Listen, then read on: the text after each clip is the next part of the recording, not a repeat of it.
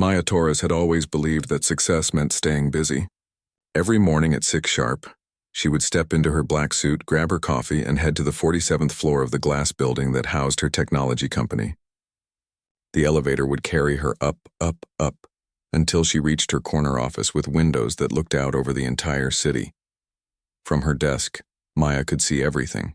The busy streets filled with tiny cars, the people walking around like ants, the other tall buildings reaching toward the sky.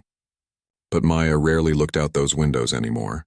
She was too busy staring at her computer screen, answering emails and making phone calls that would help her company grow bigger and stronger. Maya had built this company from nothing. 10 years ago, she had been just another person with a big dream and a small apartment. She worked day and night, ate dinner at her desk, and forgot what weekends felt like. Slowly, her company grew. First, she hired 5 people, then 50, then 500. Now her company took up 6 floors of the building, and everyone knew Maya Torres was someone important. Her employees respected her, but they also feared her a little. Maya didn't have time for small talk or birthday parties. She didn't remember people's children's names or ask about their weekend plans. She had meetings from morning until night, and her secretary had to book appointments 3 weeks in advance just for someone to see her for 10 minutes. The people who worked for Maya often whispered about her in the break room. "She never smiles," they would say. "She works on Saturdays and Sundays too." Some felt sorry for her. Others thought she was just cold. But Maya didn't care what they thought. She had work to do. Maya's office was like a fortress. Big wooden doors, thick carpet that made footsteps silent, a desk so large that visitors felt tiny sitting across from her. The walls were covered with awards and certificates that proved how successful she was. Everything was perfect, clean, and organized. There were no family photos, no plants, no personal touches that might make the space feel warm or welcoming. But Maya wasn't the only person in this story. In the building right next door, separated by just a narrow alley, lived a little girl named Zoe. Zoe was 4 years old, with curly hair that bounced when she walked and eyes that sparkled with curiosity about everything around her. Zoe lived with her grandmother, Mrs. Rodriguez, in a small apartment on the 15th floor. Mrs. Rodriguez was a kind woman with gentle hands and a warm smile. She had raised Zoe since she was a baby, after Zoe's parents had died in a car accident. Mrs. Rodriguez worked hard to take care of them both, and her job was cleaning offices at night. Every evening when the sun went down, Mrs. Rodriguez would put on her cleaning uniform and take the elevator down to the lobby. Then she would walk across the alley to the big glass building where Maya worked. She cleaned the bathrooms, emptied the trash cans, and made sure everything was spotless for the next day. Sometimes, especially on weekends, Mrs. Rodriguez had to bring Zoe with her to work. Zoe didn't mind. She thought the big building was like a castle, with its shiny floors and tall ceilings. She would sit quietly in empty conference rooms, coloring in her books or playing with her stuffed bunny while her grandmother worked. Zoe was a curious child who noticed everything. She noticed how the elevators played soft music. She noticed how the plants in the lobby were always perfectly watered. She noticed the paintings on the walls and the way people's footsteps echoed in the hallways. But most of all, Zoe noticed the woman behind the big wooden doors on the 47th floor. Sometimes, when Mrs. Rodriguez was cleaning the executive floor, Zoe would peek through the glass walls and see a lady sitting at an enormous desk, typing on her computer. The lady always wore dark suits and never seemed to stop working, even when everyone else had gone home. Zoe found this fascinating. She wondered what the lady was doing that was so important. She wondered if the lady ever got hungry or tired. She wondered why the lady seemed to be all alone in that big office, while everyone else worked in groups. "Grandma," Zoe asked one Saturday morning as they rode the elevator up to the office floors, "who is the lady with the big desk?" Mrs. Rodriguez smiled. "That's the boss, mija. She owns this whole company. She's very important and very busy." "Does she have any friends?" Zoe wondered aloud. Mrs. Rodriguez thought about this question. She had worked in the building for 3 years, and she had never seen Maya Torres talking to anyone unless it was about work. She had never seen her laugh or smile or take a break to eat lunch with someone. "I don't know, sweetie," Mrs. Rodriguez answered honestly. "Some people are too busy for friends." This made Zoe feel sad. She couldn't imagine being too busy for friends. Friends were the best part of life. They played games with you and shared their snacks and listened to your stories. How could someone be too important for that? As weeks passed, Zoe became more and more interested in the mysterious lady behind the wooden doors. She would watch through the glass walls and see Maya working alone hour after hour. Sometimes Maya would be on phone calls speaking in a serious voice.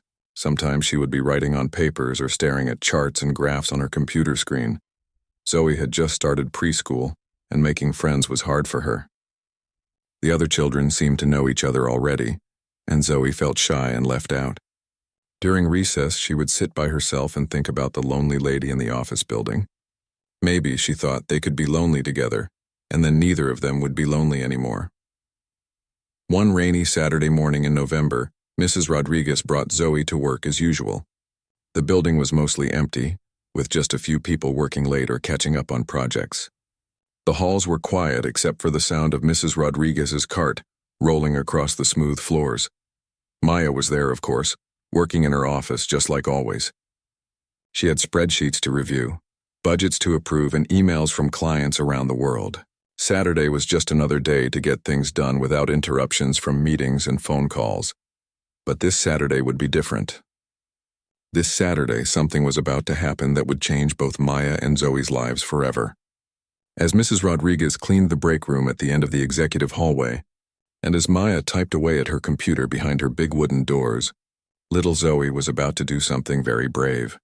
Something that would prove that sometimes the most important business meetings happen when you least expect them. Zoe sat in the empty conference room, swinging her little legs from the big chair that was too tall for her. Her coloring book lay forgotten on the table, and her stuffed bunny, Mr. Whiskers, was tucked safely under her arm. Through the glass wall, she could see her grandmother pushing the cleaning cart down the hallway, humming softly to herself as she worked. But Zoe's attention was focused on something else entirely.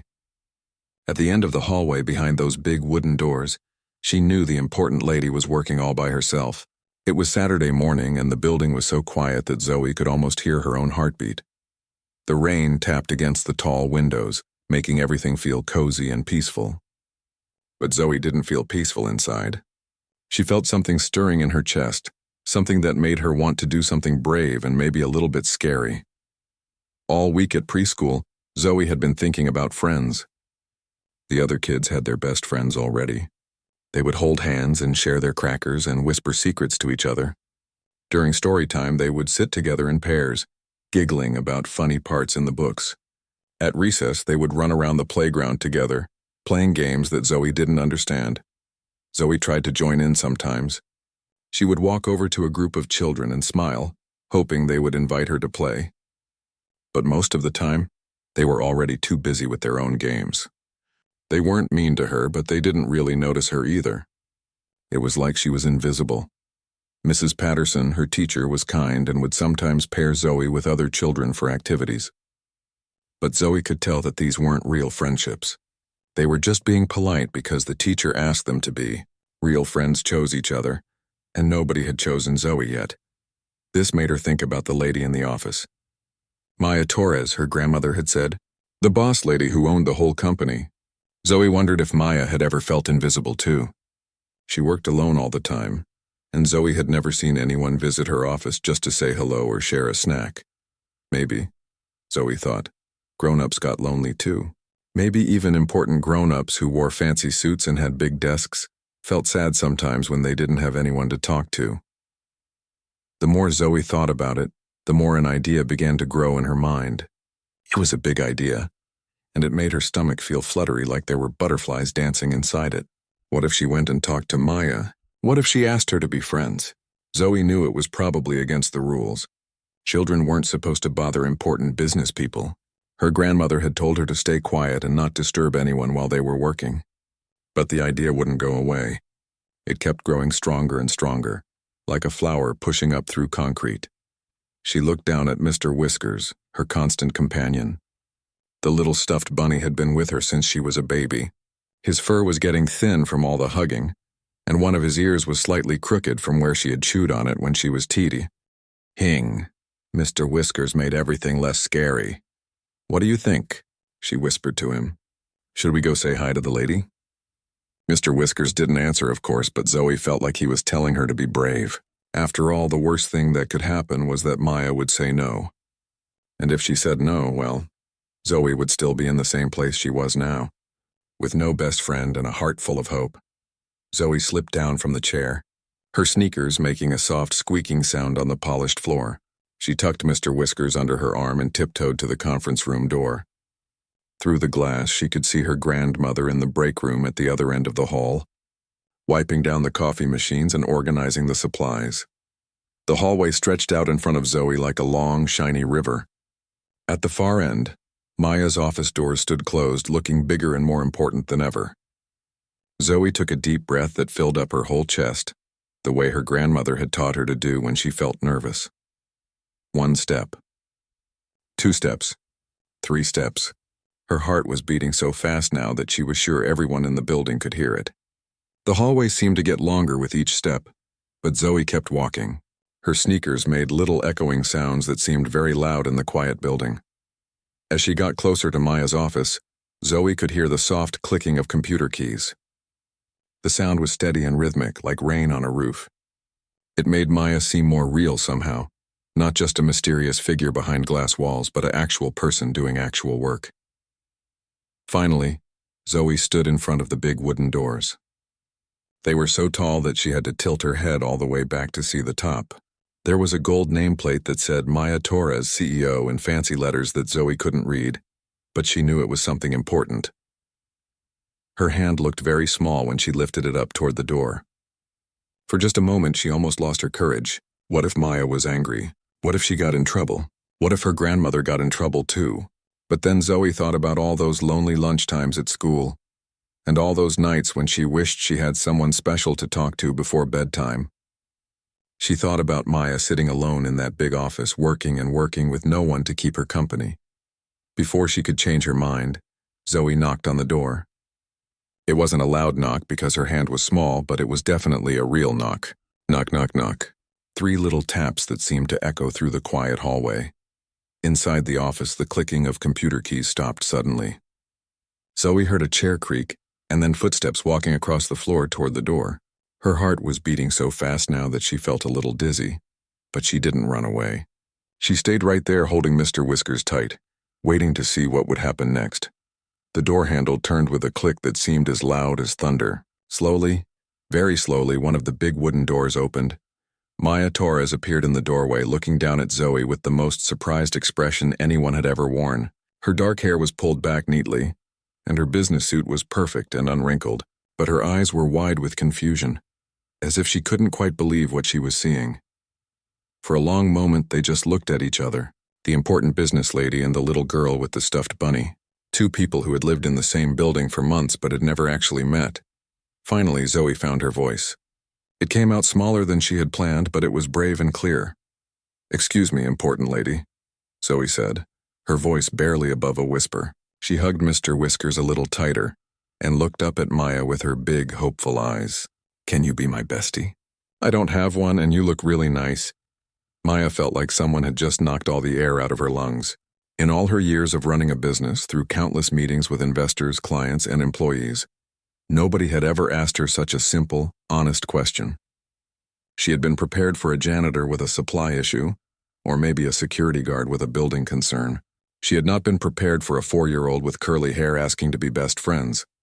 For a moment, Maya just stood there, her hand still on the door handle, staring down at this tiny person who had somehow made it all the way to her office.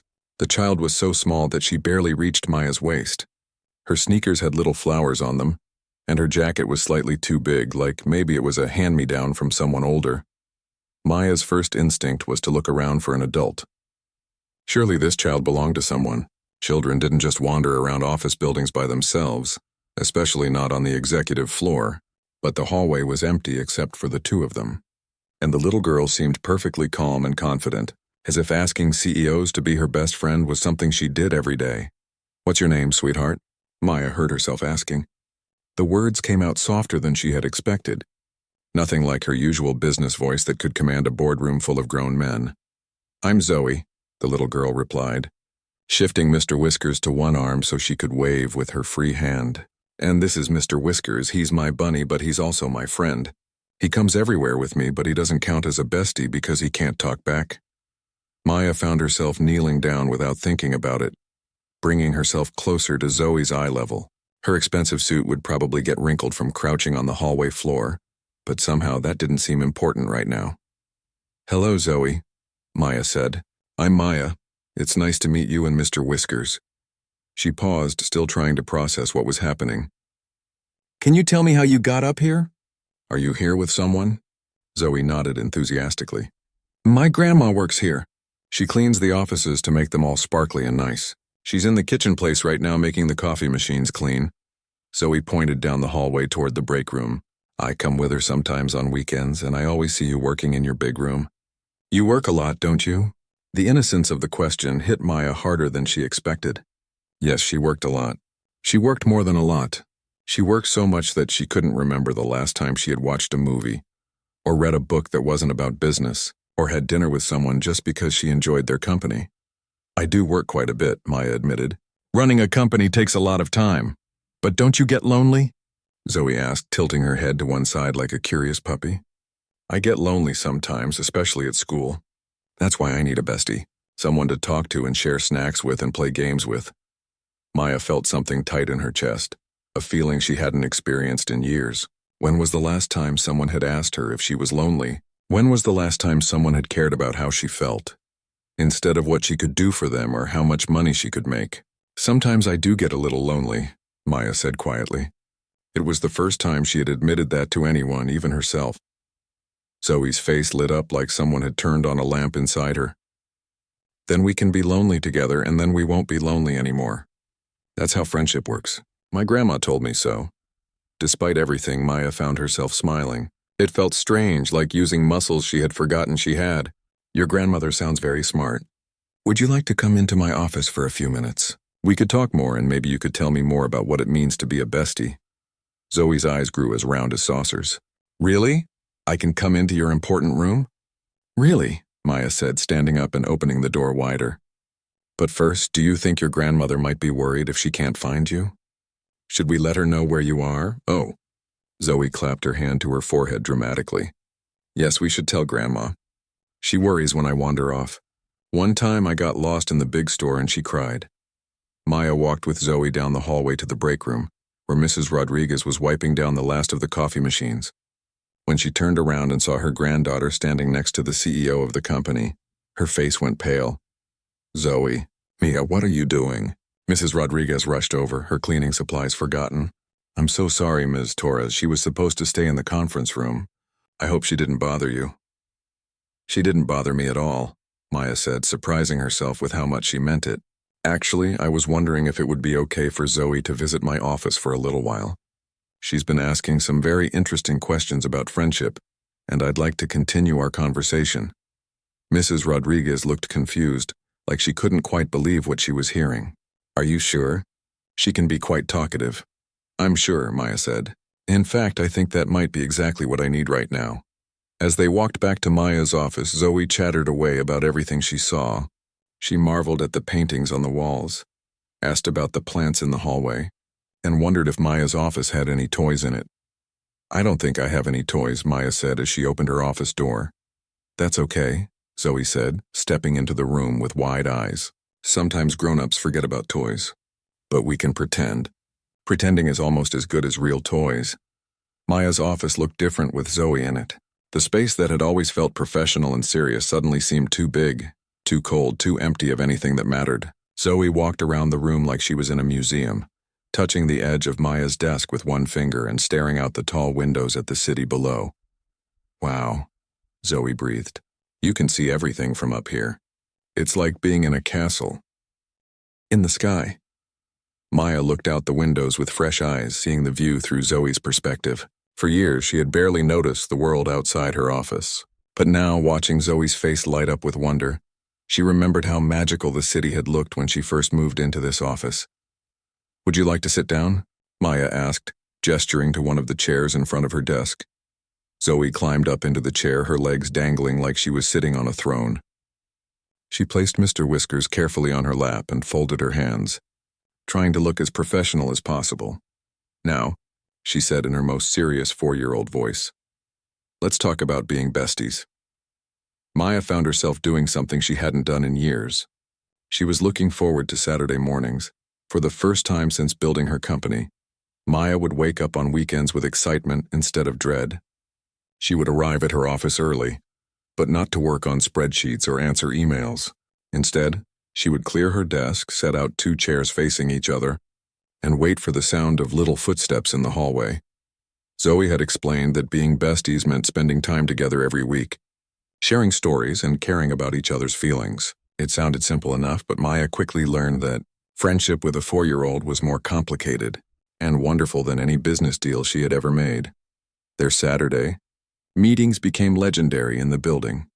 Mrs. Rodriguez would finish her cleaning duties, then find Maya and Zoe sitting on the floor of the big office, surrounded by papers and crayons, deep in conversation about everything from why the sky was blue to whether dinosaurs would have liked ice cream.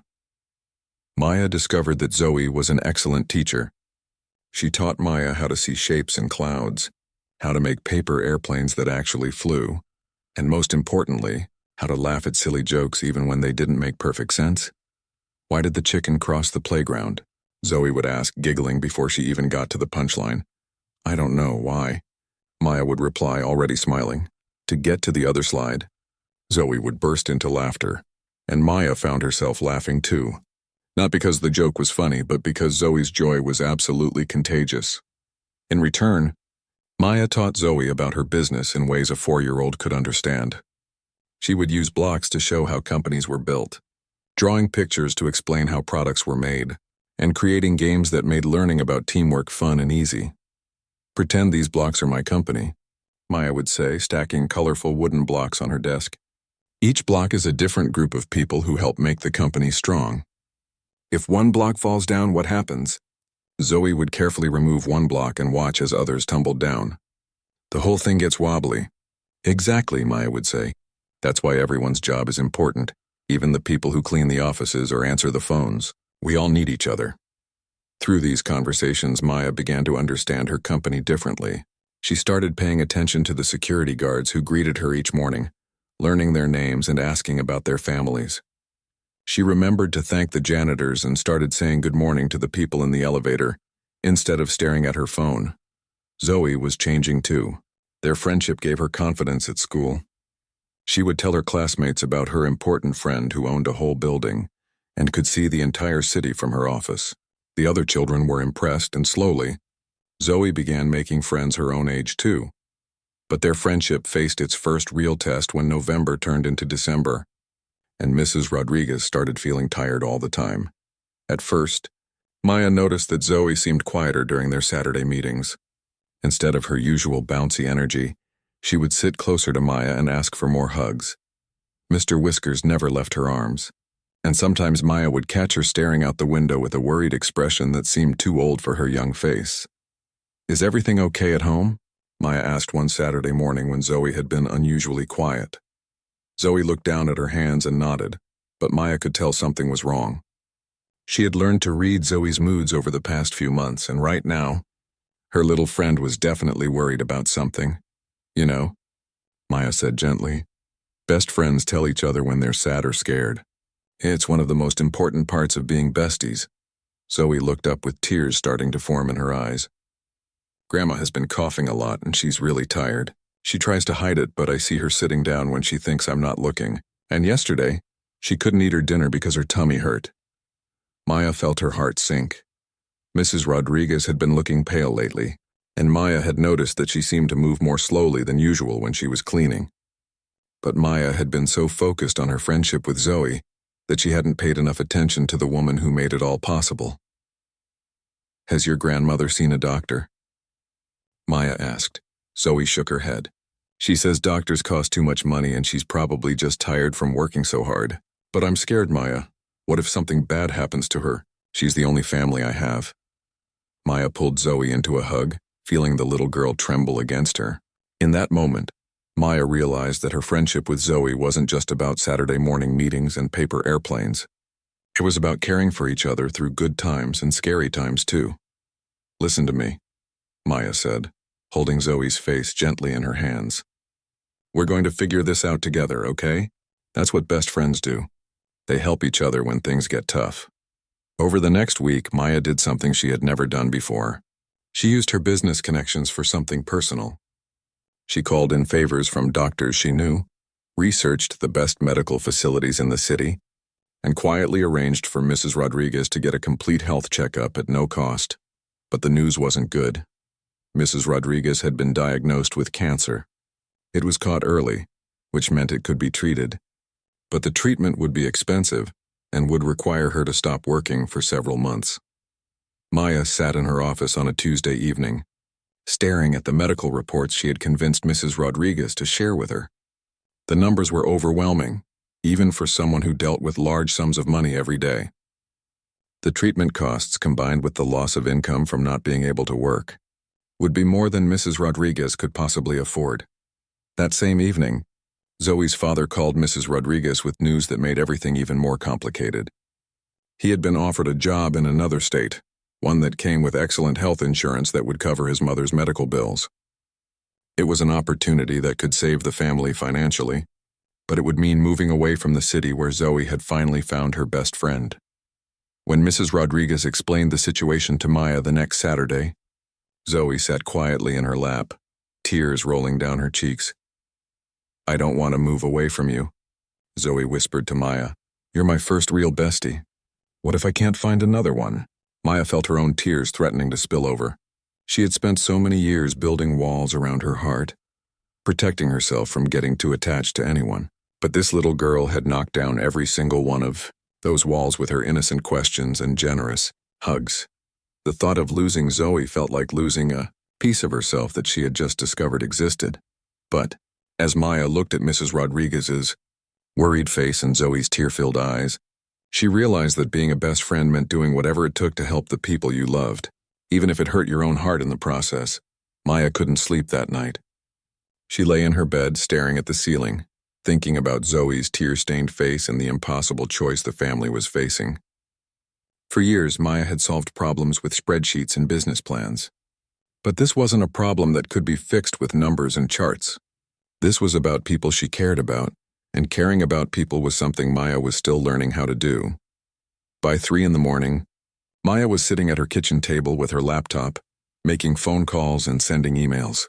If she was going to help Mrs. Rodriguez and keep Zoe from moving away, she needed to act fast and think creatively.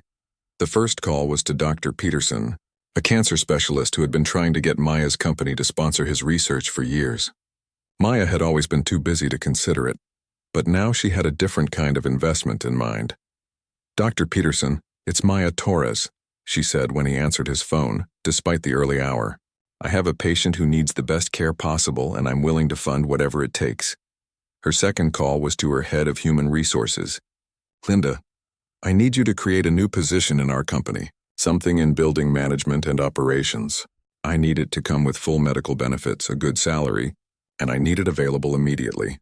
By sunrise, Maya had made 12 phone calls, sent 30 emails, and created what she jokingly called Operation Best Friend. But she wasn't done yet. The hardest part was still ahead of her. Maya arrived at her office earlier than usual that Saturday, but not to work on business. She had invited Mrs. Rodriguez and Zoe to meet with her, and she had also asked Zoe's father, Miguel, to join them by video call. When they all gathered in Maya's office, the atmosphere was heavy with worry. Mrs. Rodriguez looked tired and scared. Zoe sat quietly in her chair, clutching Mr. Whiskers and trying to be brave, Miguel's face on.